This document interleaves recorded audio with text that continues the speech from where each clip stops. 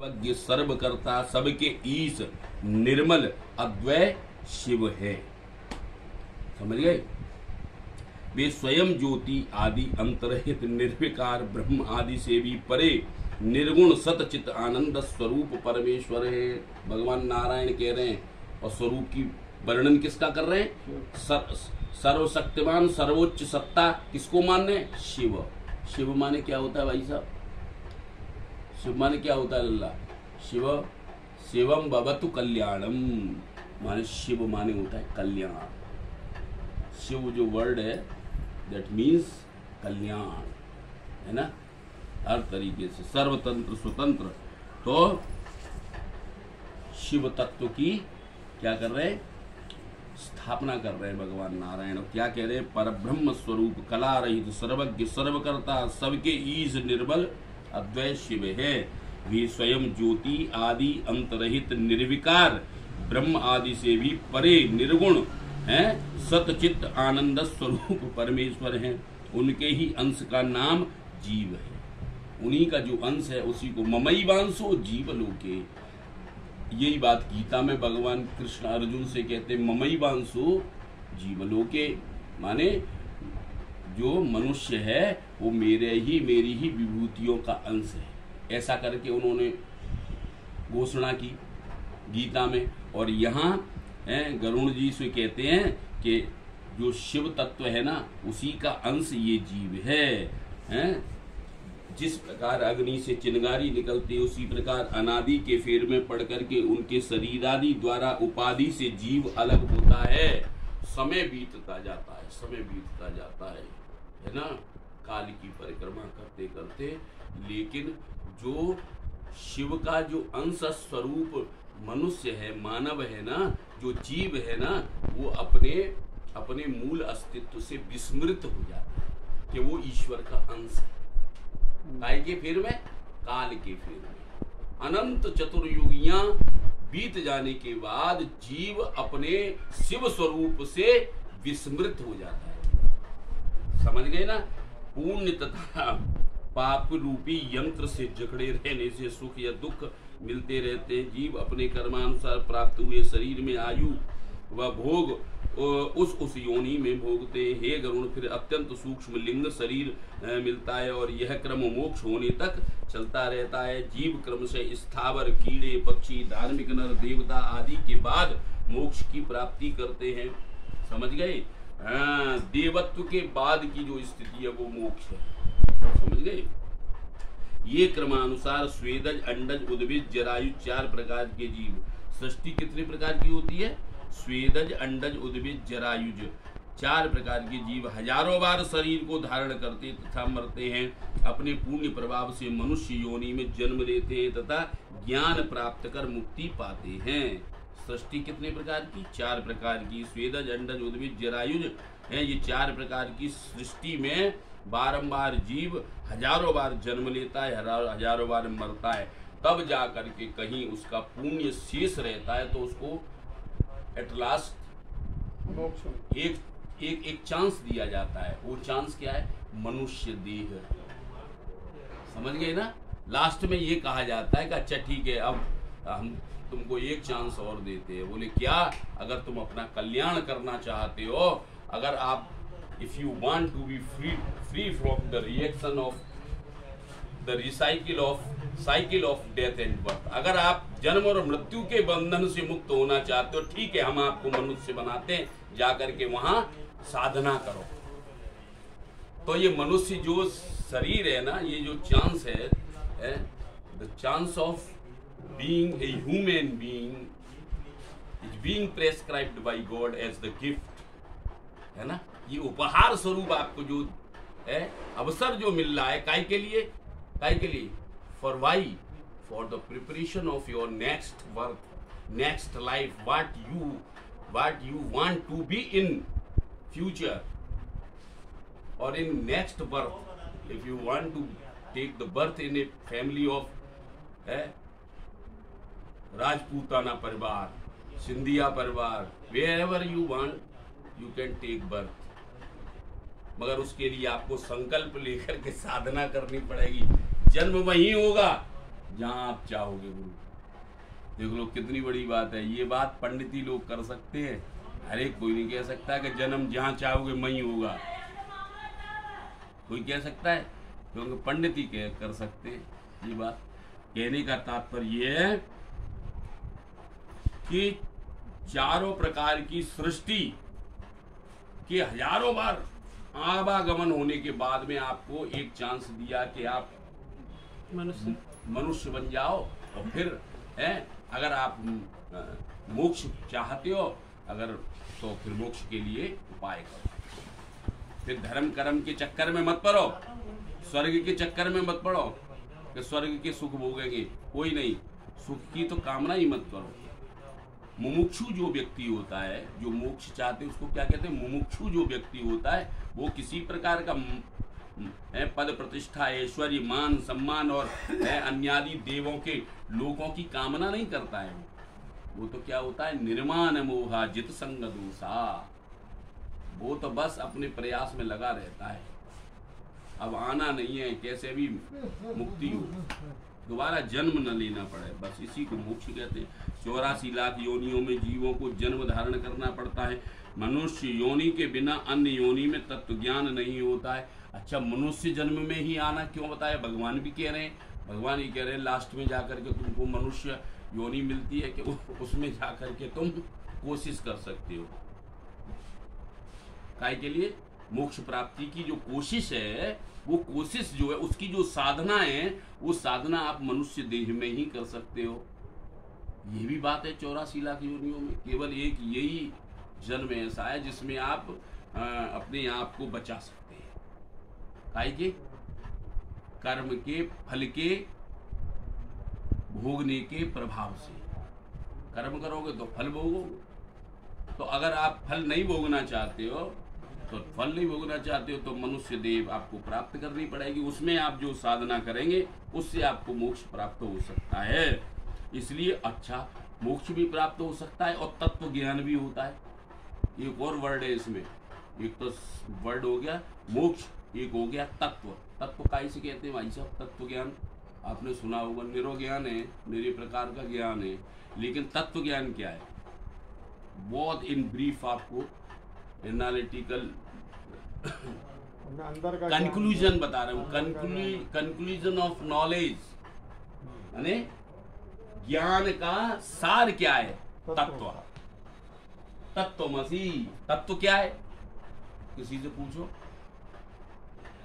तो ये समझाने के लिए, पंडितों से पूछो, बोल तत्व क्या है बता, तो जाई को अच्छे ढंग से परिभाषित करने में दिक्कत होगी। तत्व माने क्या है? अपनी आत्मा के स्वरूप को जानना ही तत्व है। जब आप आत्मा के स्वरूप को जान जाते हैं तो आप परमात्मा को जान जाते हैं। जब आत्मा के स्वरूप को जाएंगे तो आत्मा के स्वरूप में स्थित होकर के परमात्मा सामने दिखाई देता है ना? when you would be able to exist yourself in the form of soul, आप अपने आत्मा के स्वरूप में स्थित होकर के परमात्मा सीधे वहां से रिफ्लेक्ट करेगा, ये दिखेगा। अभी नहीं दिखता है ना, अभी तो पत्थर की मूर्ति दिखती है, वो नहीं, वो प्रत्यक्ष हो जाएगा। परमात्मा तत्व क्या है, समझ गए?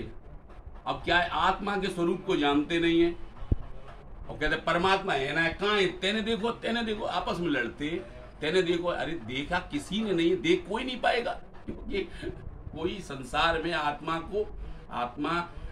के स्वरूप को ही नहीं जानता है। इसलिए क्या कहते हैं इसमें क्या होते हैं? आत्मा अनुसंधान। उसके लिए वर्ड क्या है? आत्मा अनुसंधान। किया कभी आत्मा अनुसंधान? कहां से होगा आत्मा अनुसंधान? सिंगट से होगा आत्मा अनुसंधान। सट चक्र का भेद करके होगा। सब जो पिछले के अध्याय में आया था, सट चक्र भेदन करके, उसमें जाके ब्रह्म चिंतन करोगे, समाधि की स्थिति में जाकर के, तब आत्मा का स्वरूप, तब आप क्या होगा? आप अपने स्वरूप प्रक्रिया अंदर चल रही होगी आत्मा अनुसंधान का, वो वैज्ञानिक प्रोसेस चल रहा होगा, समझ गए? वो ये शरीर क्या लैब है एक तरीके से, इसमें वो क्रिया चल रही होगी आपके द्वारा, और आप अपने ही स्वरूप को उसमें देखोगे। ये क्या बात है! है ना, है विज्ञान। हाँ, इसलिए कह रहे हैं तो लाखों बार संसार में जन्म लेने के बाद यदि पुण्य पुंज रहा तो जीव को कभी मनुष्य जन्म से लाभ हो जाता है। ये गारंटी नहीं है कि एक बार मनुष्य जन्म मिल गया तो इसी में लाभ हो जाएगा, नहीं, फिर रिसाइकिल चलेगा। काय का उद्भिज अंडज स्वेदज, समझ गए, 4 प्रकार की जो सृष्टि है उसको बेचते फिर मनुष्य जन्म मिलेगा, फिर उसमें तैयारी, फिर नेक्स्ट, फिर तीसरा चांस, फिर चौथा चांस। लेकिन हर मनुष्य जन्म में एक ही संकल्प होना चाहिए, क्या, कि मुझे मोक्ष चाहिए। तब जाकर के वो लिख रहे हैं कभी मनुष्य जन्म से लाभ हो जाता है और उस जन्म में वो मोक्ष प्राप्त कर लेता है। एक जन्म की कोई गारंटी ना है, और करने वाले एक जन्म में भी कर सकते हैं, समझ गए। अब समझो कितना टिपिकल है विज्ञान, है ना। हाँ, इस प्रकार मोक्ष साधन स्वरूप अप्राप्य मनुष्य योनि को प्राप्त कर अपने तारण का उपाय जो नहीं करता उससे अत्यधिक पापी अन्य कौन होता है। कोई पापी नहीं, बात से ज्यादा पापी कौन है, जो अपना उद्धार ना कर सके वो दूसरे को क्या उद्धार करे वो। इसलिए हर व्यक्ति की अपनी इंडिविजुअल लाइबिलिटी इज दिस, कि आप अपने आप को बेहतर करें, अपने अंदर है जितना भी हो आध्यात्मिक ज्ञान, आत्मोन्नति, इसके लिए प्रयासरत रहे। श्रेष्ठ मनुष्य योनि उत्तम शरीर और उत्तम वंश में जन्म प्राप्त कर भी जो अपने हित की बात को नहीं सोचे वह ब्रह्मघाती होता है। इसीलिए ब्राह्मण के कुल में जन्म होने वाला व्यक्ति अगर पतित हो जाए तो क्या बनता है, सीधो ब्रह्म राक्षस बनता है। ब्रह्म राक्षस हर कोई आदमी नहीं बन सकता, दूसरी जाति का आदमी नहीं बन सकता। प्रेतों में सबसे ऊपर। देखा है कभी तुमने ब्रह्म राक्षस देखा है? ब्रह्म राक्षस का लक्षण नहीं मालूम है भाई साहब। ब्रह्म राक्षस कैसा होता है सुनो, एक तो शरीर नहीं होता उसका समझे। ब्रह्म राक्षस की विशेषता है, मेरे पास अभी एक गुरु रिसेंटली में I was in search of a perfect and complete गुरु, है ना, फॉर द फ्यूचर। मैं भविष्य के लिए गुरु की तलाश में था। एक गुरु बनाया मैंने, वो तो गुरु, 2 गुरु हो गए मेरे। इसने पट्टी पूजी थी, वो गुरु हो गए, और एक ने मेरा उपवीत संस्कार करा दिया। अब मैं तीसरे गुरु की तलाश में था, तो तीसरे गुरु मुझे मिल गए और पकड़ में भी है, लेकिन उनकी वो नहीं मिल रही है मेरे को, उनकी सन्निधि नहीं मिल रही है बहुत दिनों के लिए, क्योंकि उनसे बहुत कुछ सीखना है। उन गुरु जी ने अभी भी वो है, ऐसे नहीं, ऐसे होंगे बाबूजी की उम्र के साथ। उनकी जैसा मुझे गुरु चाहिए था, मुझे कैसा गुरु चाहिए था, पढ़ा लिखा और अनुभवी व्यक्ति चाहिए था। तबीयत खुश हो गई मेरी, इतने वो है, लेकिन उनकी सन्निधि प्राप्त, उनके मुंह से निकली हुई बात बता रहा हूँ।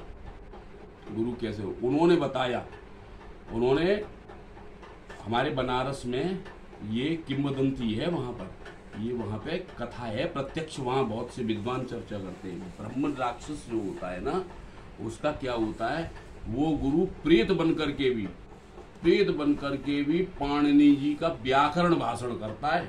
मंत्र पढ़ सकता है, सारे मंदिर में घुस सकता है, पढ़ नहीं सकता है, पढ़ाता है। व्याकरण के एक बहुत बड़े बनारस के व्याकरण के बहुत विद्वान लर्नेड व्यक्ति थे, उनको एक ब्रह्म राक्षस ने व्याकरण सिद्ध करवाई, मध्य सिद्धांत कौमुदी लगवाई। वो एक हॉस्टल में रहते थे, समझ लो, हॉस्टल में रहते थे, और वो ब्रह्म राक्षस वो संध्या वंदन करते थे। अब उसमें उसका ब्रह्म राक्षस का बास हो गया तो उसको एक दिन आवाज बाबा सुनाई नहीं, तो उन्होंने पंडित जी ने, उन्होंने वैसे गुरु जी बताते हैं ना, सारे ब्राह्मणों को बताते हैं कि अगर ऐसा कुछ तुम्हें लगे तो गायत्री मंत्र का जाप करो तो प्रत्यक्ष हो जाए। उन्होंने भी वही प्रैक्टिकल कर डाला। ब्रह्म राक्षस बात करने लग गया उनसे, बात करने लगा तो वही शर्त वही कि तू मेरा उद्धार कर दे और मैं तो पूरी पाणिनि जी की पूरा व्याकरण को ज्ञान तुझे दे दूंगा। बनारस के टॉप आदमी हुए वो, बहुत मतलब दुर्लभ लोगों में गिनती है उनकी जिन्होंने उस ब्रह्म राक्षस से व्याकरण पढ़ी। ये मेरे गुरु जी बता रहे। उन गुरु जी से मैं भी मिलवा सकता हूँ आपको कभी भी, अगर वो यहाँ फिरोजाबाद आ गए दोबारा तो मैं उनको कोशिश में हूँ। ये कोरोना पीरियड पड़ गया तो मुझे भी पढ़ना है उनसे। तो ब्रह्म राक्षस की मतलब क्या है? ब्रह्म राक्षस एकेडमिकली और स्पिरिचुअल साइंस और संस्कृत विद्या में पारंगत होते हैं। तो भ्रष्ट हो जाते हैं। केवल उनका क्या होता है, वो सपिंडीकरण नहीं होता है, उसकी गति जो होती है वो प्रेत की होती है। बस यही फर्क है, मुक्ति नहीं हो पाती। मिसयूज करने वाले भी बन जाते हैं कई बार। और कभी कभी वो उनकी नेचर के ऊपर होता है। ब्रह्म राक्षस भी कई बार जैसी आदमी की अगर उग्रवादी होगा तो वो ईंट पत्थर मारेगा, फिर तो वो खुरापात करेगा, मारेगा। अगर ज्ञानार्जन करते हुए ब्रह्म राक्षस उसकी गति हुई है तो वो सिवाय संस्कृत के बहुत जिसपे हाथ रख दे, जिसपे कृपा कर दे, बना देगा टॉप क्लास। मार्क्स वाके ऐसे आएंगे कि वो लिख के कचुआरा वो ही नहीं लिखता है जिसपे वो ब्रह्म राक्षस खुश हो जाए। जैसे जिन्न होता है ऐसे ही वो होता है। जिस ब्राह्मण पे खुश हो जाए वो संध्या वंदन वाले पे कॉपी पे पेंसिल चलाएगा तो वहां पूरी व्याकरण ही लिखी जाएगी, वो सब वो ही लिखे, वो ब्रह्म राक्षस ही लिखेगा, वो कॉपी वाली। बाद से पूछोगे वो लड़का निकल के आएगा, ऐसे बनारस में मेरे उदाहरण है, वो निकल के आएगा, उससे पूछे का लिख के आए हो, जाको उत्तर वो मोह ना मालूम का लिख के आए हो। जब नंबर आ रहे हैं तो वो देख रहे टॉपर है, वो ऐसी होती है, समझिए। तो देख लो, अब ये कोई वो तो है नहीं, समझ गए। बिना देह के कोई पुरुषार्थ नहीं कर सकता, इसलिए शरीर रूपी धन की रक्षा कर पुण्य कर्मों का साधन करे, सदा आत्मा की रक्षा करे, क्योंकि आत्मा से ही सब होता है। इसकी रक्षा में यत्न करना चाहिए, क्योंकि जिंदगी बनी रहेगी तो अनेक शुभ अवसर प्राप्त होंगे। गया हुआ गांव, खेत, संपत्ति, मकान आदि फिर मिल जाएगा और शुभ अशुभ कर्म बारंबार होता रहेगा, परंतु दोबारा मनुष्य शरीर फिर नहीं मिलेगा। इसलिए बुद्धिमान व्यक्तियों को उचित है कि वे अपने शरीर की रक्षा के उपाय करते रहें, क्योंकि कोढ़ी रोगी भी मरने आदि की कभी इच्छा नहीं करते। शरीर की रक्षा से धर्म, शरीर की रक्षा से धर्म, धर्म से ज्ञान, ज्ञान से ध्यान योग होता है, जिसके द्वारा तुरंत मुक्ति हो सकती है। समझ गए क्या प्रोसेस है?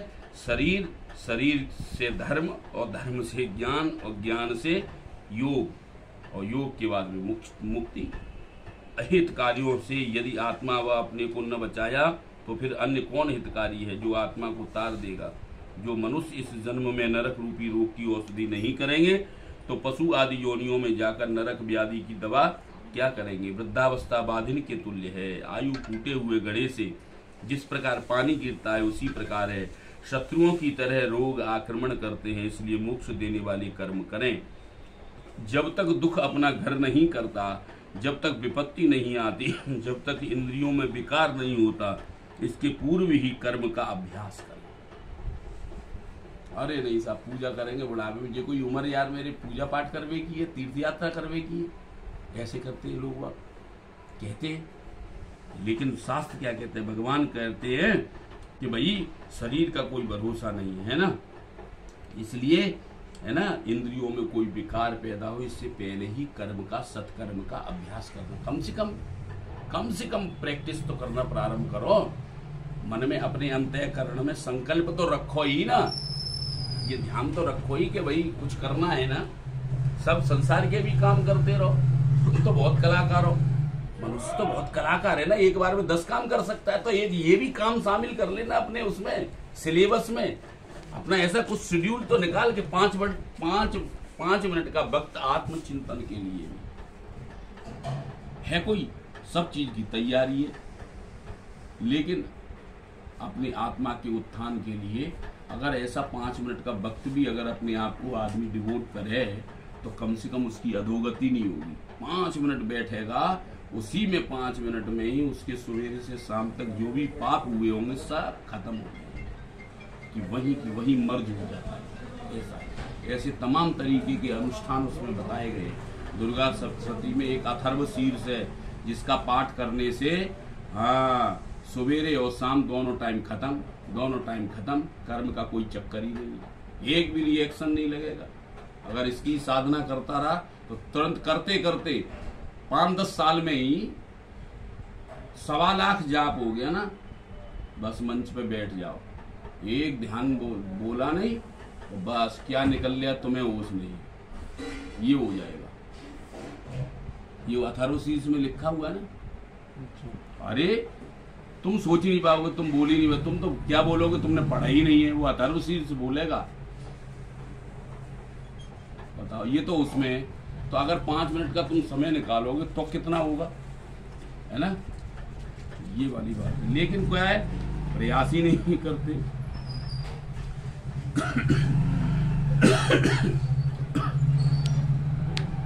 हर चीज का अभ्यास करता है आदमी, लेकिन तत्व का अभ्यास करे। घर में आग लगने पर जो कूड़ा खोदते हैं वे दुर्बुद्धि हैं। इसलिए तत्व के लिए भी, अगर तत्व को जानना चाहते हो, मोक्ष प्राप्त करना चाहते हो, तो उसके लिए आपको तत्व ज्ञान करना पड़ेगा। और तत्व ज्ञान ऐसे तो है नहीं जाएगा एक जन्म में, थोड़ी थोड़ी प्रैक्टिस करते रहो, है ना। शरीर में बुढ़ापा आने के पहले अनेक कर्मों में से संसार में बीतने वाले काल का ज्ञान नहीं होता। यह बड़े आश्चर्य की बात है। प्राणी अपने हित रूपी सुख दुख को नहीं पहचानते। कोई उत्पन्न हो रहा है, कोई मर रहा है, कोई आपत्तिग्रस्त है, कोई क्लेश भोग रहा है। ये मोह रूपी सुरा अर्थात शराब के नशे में मस्त है, फिर भी उन्हें कुछ भी भय नहीं होता। संपत्ति स्वप्नवत है, युवावस्था पुष्पवत है, आयु बिजली की तरह है। इन बातों को जानकर किसको धैर्य होता है।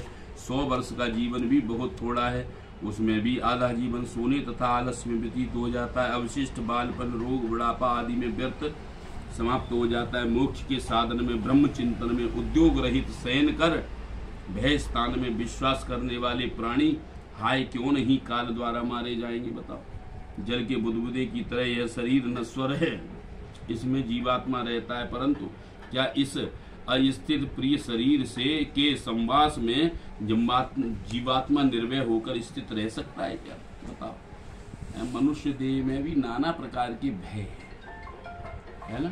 शरीरम व्याधि मंदिर, शरीर व्याधियों का मंदिर है भाई। एक तो व्याधियों का मंदिर है, और प्रत्यक्ष शत्रु कौन है, काम क्रोध मद लोभ आदि, ये प्रत्यक्ष शत्रु हैं। तुमने काम करो नहीं और ये तुम्हारे संग लगे नहीं। और व्याधि, बुढ़ापे में तो व्याधियां लगेंगी, आदि व्याधि। तो इतनी सारी प्रॉब्लम्स हैं मनुष्य के साथ में, जो अपने जो अहित करने वाले विषय भोगों को अपना हितैषी माने, अध्रुव प्राणी पदार्थों को अटल माने, अनर्थ में अपनी अभीष्ट सिद्धि माने, ऐसे व्यक्ति मुक्तदायक आत्मज्ञान नहीं जानते हैं। वे देव माया के फंदे में अपने को फंसा देकर भी ठोकर खाते हैं, सुनकर भी नहीं समझते, पढ़ने पर भी उन्हें ज्ञान नहीं होता। यह कोई नहीं समझता कि मैं काल रूपी अथाह संसार सागर में मग्न हूँ, जिसमें मृत्यु, रोग, बुढ़ापा आदि ग्रह व्याप्त हैं। इस प्रकार जल में स्थित कच्चा घड़ा प्रतिपल नष्ट होता रहता है, परंतु मालूम नहीं पड़ता। उसी तरह प्रतिक्षण में नष्ट होने वाली आयु भी नहीं पहचानी जा सकती। कदाचित घेरे में हवा भी बांधी जा सकती, आकाश का भी खंड खंड किया जा सकता, लहरों को भी गूथा जा सकता, किंतु आयु के शाश्वत होने में आस्था नहीं हो सकती। आयु शाश्वत नहीं हो सकती। सब कुछ हो सकता है विज्ञान के द्वारा, पुरुषार्थ के द्वारा, मनुष्य सारी प्रकृति पे नियंत्रण कर सकता है। लेकिन आपने देखा ऑक्सीजन के लिए लाइन लगा रहा है साला, परमाणु बम बनाए दो वहां ने, बताओ कौन सा काम नहीं कर दो वहां ने। अब बताओ तुम, और भी कर देगा आगे। अब तो अपन 21वीं सदी में चल रहे, लेकिन सिलेंडर ना मिल लो जी, ध्यान रखियो, सिलेंडर नहीं मिले। वो जिंदगी में जितनी कमाई अंबानी चलो जाए, वो तो अपने इंडिया को टॉप है। अगर अटक गया ना कोरोना के संकट में तो सिलेंडर नहीं मिलेगा, बता रहा हूँ, सबरी दौलत खत्म हो जाएगी।